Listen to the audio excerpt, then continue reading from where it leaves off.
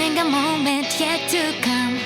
My eyes are locked and fixed on visions I've drawn of the future me that I pursue. I know it is about to vanish from my view, and overlap ensues. Oh, I believe so, arriving at the future that I saw. Eh bien, nous voilà arrivés au Japon. J'ai été bloqué 1 heure à la douane à cause du drone. Les douaniers m'ont mis à part dans une petite pièce pendant à peu près une petite heure. Ils m'ont posé plein de questions de pourquoi je visitais le Japon, avec qui je suis venu, pourquoi j'avais un drone, sur mes antécédents, sur ce que je faisais dans la vie, sur pourquoi je suis français mais j'ai une tête de Vietnamien. Ils ont déballé tout mon sac, fouillé. Belle palpation. Mais au final, ils étaient très sympas, très gentils. Mais c'est vrai que c'était assez long. Et bien sûr, pendant ce temps-là, moi j'étais déjà de l'autre côté. Je ne savais pas en fait ce que devenait Denis. J'avais déjà passé les contrôles de douane, etc. J'attendais dans la pièce d'à côté. Pendant les 20 premières minutes, une demi-heure, je me suis dit, c'est pas grave, il est peut-être juste bloqué avec l'immigration, mais j'avais aucune info en fait. Sauf que passé une demi-heure, j'ai vraiment commencé à paniquer, surtout qu'il y a 2 filles qui sont sorties, qui m'ont dit comme quoi il y avait plus personne dans la salle d'immigration.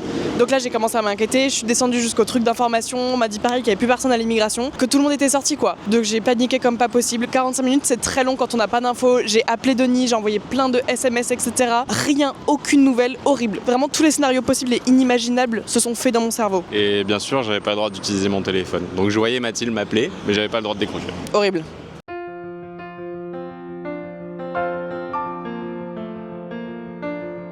Bien arrivé à l'hôtel et on est un peu trop tôt pour le check-in. Donc là, on vient de cadenasser nos bagages juste ici et on va pouvoir partir toute la journée pour aller visiter. Premier métro au Japon. Ah ouais, ils ont pas la même gueule les temples ici. Hein. Les temples. Nous arrivons au château de Fukuoka.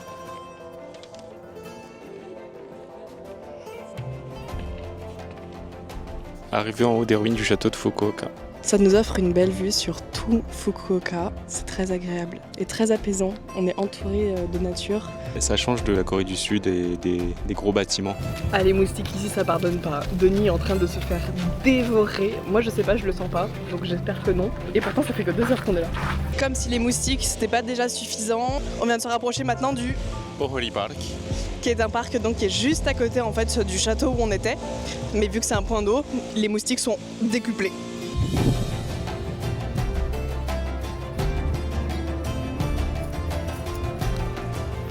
Premier ramen, on a déjà commandé en fait à la borne.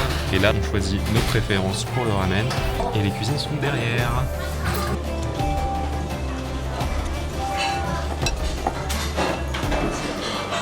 Et du coup, on a mangé ici, dans un food court, au 2e sous-sol d'un gratte-ciel. Donc, il faut le trouver quoi. Et puis, c'est sympa, il y a plein de petits restaurants et tout, plein de petits comptoirs.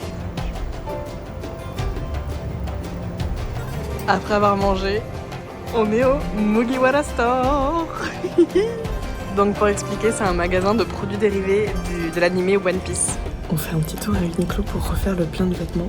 Et regardez, il faut même retirer ses chaussures dans les cabines d'essayage. Ici, on se met à gauche dans les escalators. Bon, et ben on est bloqué devant l'hôtel. Ils ne nous répondent pas. Ça fait déjà quasiment 1 heure qu'on attend. Pas de nouvelles. On essaie d'appeler, les numéros sont même pas attribués. On commence un peu à en avoir marre. Je peux même pas faire de montage parce qu'il n'y a pas de prise et mon ordi n'a plus de batterie. Donc là, on est juste livrés à nous-mêmes. Sans connexion non plus. Parce qu'on n'a pas de pocket wifi, on n'a pas internet. Donc c'est un peu compliqué là. C'est bon, après 1h30 à poireauter dehors, on a enfin accès à la chambre. Après les péripéties pour notre chambre d'hôtel, on a fait quelques lessives, du montage. Et maintenant, nous voilà repartis pour aller dîner.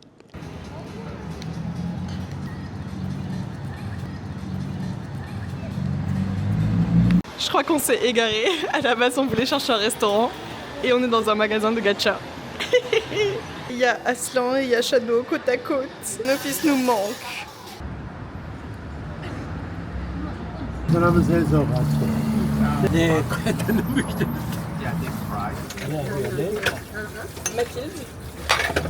Mathilde. Yes. Mathilde. Your name? Denis. Dennis. Yes. Dennis. Denis. Oui. Denis. Come to the papa.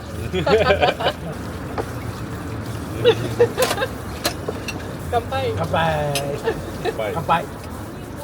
Ah, kampai. Ok. マイクロフォンです。わお僕らがだいぶ海外行って小さい来てこれ食べてCe soir, on a expérimenté les yatai. On a passé une très bonne soirée. Fukuoka étant une ville qui est très réputée pour ses yatai. Bon, en termes de quantité, c'était pas énorme. On en a eu pour 15 €. Par contre, l'expérience est très enrichissante. Les personnes qui tiennent le restaurant donc, sont juste devant nous. Ils échangent avec nous. Un système de va-et-vient. En fait, les gens viennent, s'installent, on parle avec eux, ils mangent, ils partent. D'autres personnes viennent. Et nous, on a passé une très bonne soirée en compagnie de Ishi. Ishi, ça veut dire ouest. Enfin bref, c'était super sympa. Et là où je me rends compte à quel point l'histoire nous touche différemment, c'est qu'il a été extrêmement touché et ému, vraiment à en pleurer, pour deux choses. Le fait déjà qu'on soit un couple franco-vietnamien, parce qu'il a connu la guerre au Vietnam et ça l'a énormément touché de voir un couple franco-vietnamien. Et la deuxième chose, c'est qu'on lui a raconté un peu notre parcours. Et après Fukuoka, on va à Hiroshima. Bien évidemment qu'on va visiter le mémorial du coup de la bombe atomique. Et il nous a avoué, limite pareil, les larmes aux yeux, comme quoi il est incapable d'aller voir ce musée-là. Ça le touche trop et même moi j'avais les larmes aux yeux. Alors que nous, en tant que touristes, limite c'est un passage obligatoire en fait d'aller voir ça. Et lui vraiment, il avait un blocage, c'était impossible quoi. C'était une excellente soirée. Première journée aussi. Là, maintenant, on va rentrer à la maison et demain, c'est départ pour Hiroshima. Bonne nuit. Ciao. La pire partie du voyage. On est prêt à partir et on vous amène avec nous jusqu'à Hiroshima. Mais avant, nous visitons le quartier.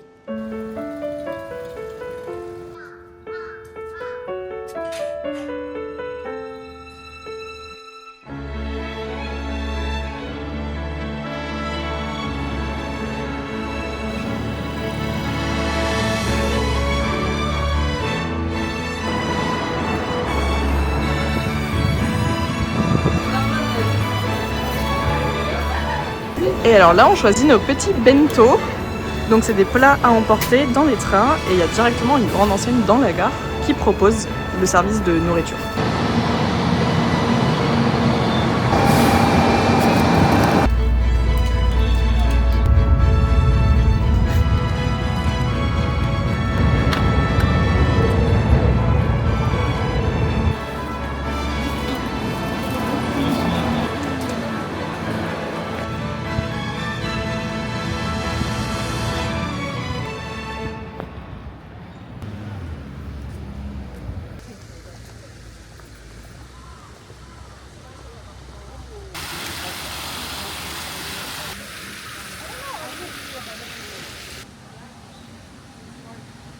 On est actuellement à 170 mètres du point d'impact de la bombe atomique.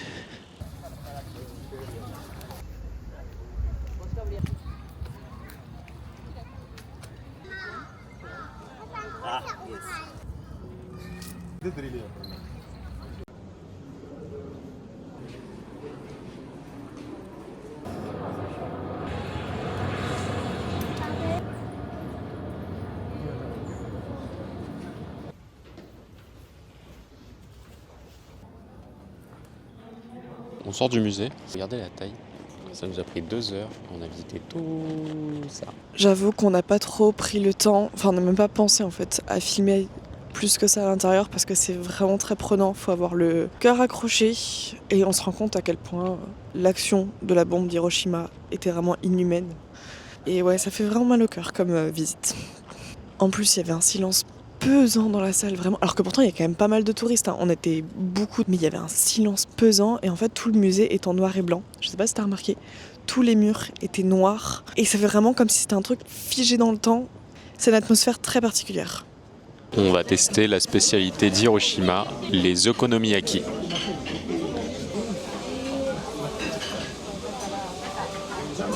Et à demain pour la suite des aventures.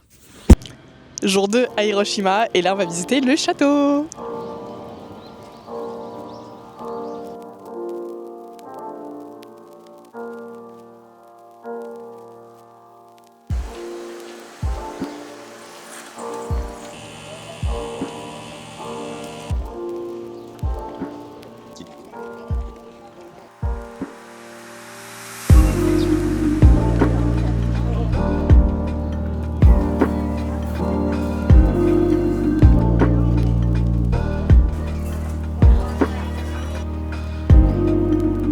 alors la porte d'entrée du temple que vous voyez ici a été initialement à 300 mètres de l'épicentre de la bombe atomique. Elle a survécu et maintenant ils l'ont déplacée pour que justement ce soit l'entrée de ce temple-là. Et maintenant on va aller prendre un ferry pour aller sur la petite île de Itsukushima qui est au sud d'Hiroshima pour aller voir un temple qui est super connu.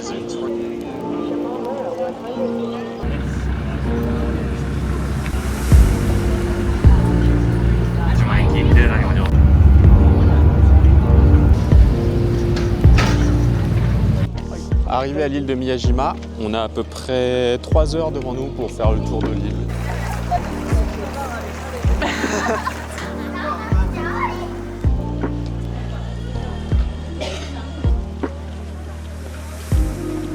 Beau truc avec le clair du soleil.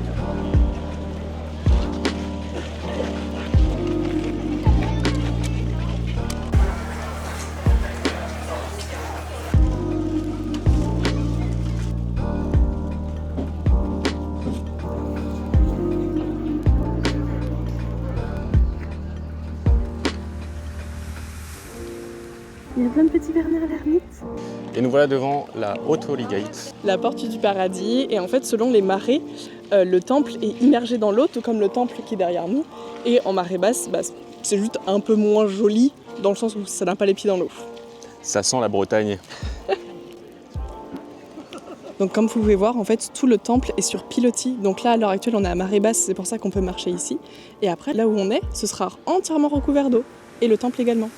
Pause déjeuner, on est bien installé, avec des petits onigiri, des boissons et une magnifique vue. Je crois que j'ai jamais mangé devant un truc aussi beau. On voit bien que la marée monte bien, puisque tout à l'heure, quand on vous a parlé, on était ici. Et là, l'eau s'avance déjà jusque-là. Et initialement, bien sûr qu'on avait prévu de faire la visite du temple, sauf que là, il y a une queue phénoménale pour juste rentrer dans le temple. Et vraiment, ça nous dégoûte un peu de l'endroit, donc on ne le fera pas. Je sais même pas avec combien de temps d'attente il y a, mais...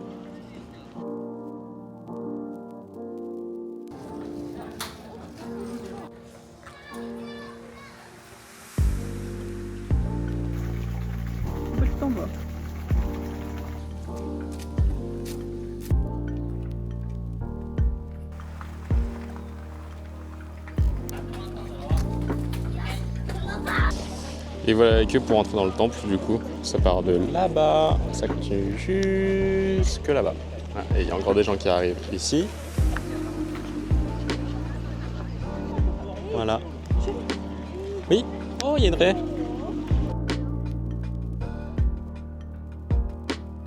Et bien, fin de visite de l'île. Là, on va gentiment se diriger vers le ferry. On a un départ dans 45 minutes. Et alors, notre ressenti sur l'île, c'est absolument magnifique. Vraiment, en fait, c'est comme si le village était resté intact.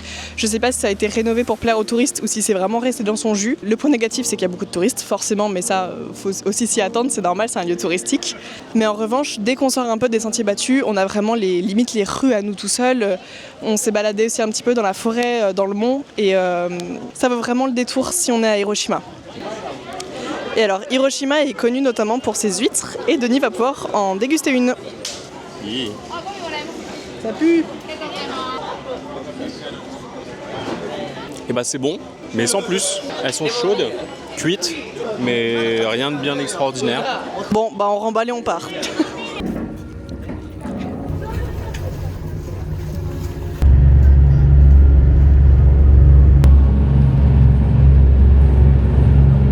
Petit détour au Pokémon Center d'Hiroshima. Toi, tu viens à la maison avec nous.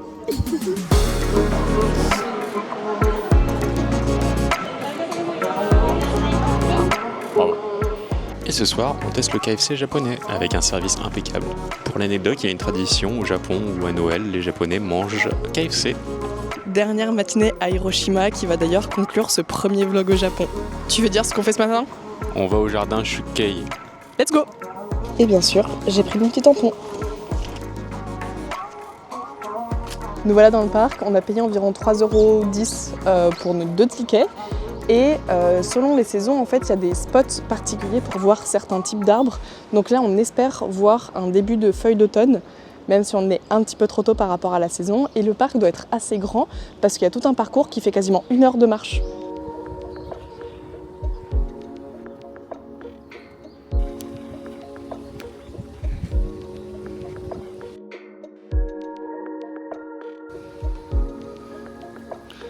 plein de carpe koi et je suis vraiment devenue fan de ces poissons. Ils sont magnifiques. Et après cette petite pause bien paisible, il est temps de se diriger maintenant vers la gare pour aller vers de nouveaux horizons. Et alors, est-ce que vous saviez qu'au Japon, selon le packaging des jus de fruits, en fait, ça nous indiquait la quantité de fruits qu'il y avait. Ici, le fruit est coupé, ça veut dire que c'est 100% de fruits. Si en revanche le fruit est entier mais qui reste réaliste, ça veut dire que ce n'est pas du 100% mais qui reste quand même du fruit. Et alors par exemple ici, si le fruit n'est pas vraiment réaliste, c'est plus un dessin ou un truc comme ça, là ça veut dire qu'il n'y a vraiment quasiment pas de fruits dedans. Donc le mieux c'est de choisir avec des fruits coupés. Bon, et le train est assez cher, enfin c'est l'équivalent à peu près comme en France, parce que là on a payé 120 €, donc à 2, pour environ 1h30 de trajet. Fin de ce premier vlog au Japon, nous partons en direction d'Osaka. Merci d'avoir suivi la vidéo et à bientôt.